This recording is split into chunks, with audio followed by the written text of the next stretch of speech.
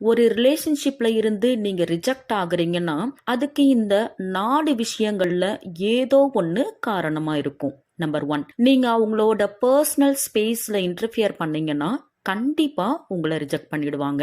Number 2, நீங்க அவங்க மேல அக்கறையா இருக்கிறதா நினைச்சுக்கிட்டு அவங்க பண்ற எல்லாத்துக்கும் கொஸ்டின் பண்ணிக்கிட்டே இருந்தீங்கன்னா அந்த இடத்துலயும் நீங்க ரிஜெக்ட் ஆவீங்க. நம்பர் 3, ரிலேஷன்ஷிப்குள்ள கொஞ்சமாவது ஹிடன் திங்ஸ் இருக்கும். அப்படி ஹைட் பண்ற விஷயங்கள் எல்லாமே மேக்சிமம் ஒருத்தர் இன்னொருத்தரை ஹர்ட் பண்ணிடக்கூடாது அப்படிங்கிறதுக்காகவா இருக்கும். இதுவும் அன்பின் வெளிப்பாடு தான். இதை புரிஞ்சிக்காம ஹைட் பண்ணது தப்புன்னு ஆர்கியூமெண்ட்ஸ் வரும்போது கண்டிப்பா ரிலேஷன்ஷிப்ல ரிஜெக்ஷன்ஸ் வரும். நம்பர் 4, இதை பண்ணாத அதை பண்ணாத, இது தப்பு அது தப்புன்னு கண்டிஷன்ஸ் போட்டுக்கிட்டே இருந்தீங்கன்னா அந்த இடத்துல லவ்வை தாண்டி ஃப்ரீடம் தான் முக்கியம்னு ஃபீல் ஆக ஆரம்பிச்சிடும். அப்போ அங்க நீங்க ரிஜெக்ட் ஆவீங்க.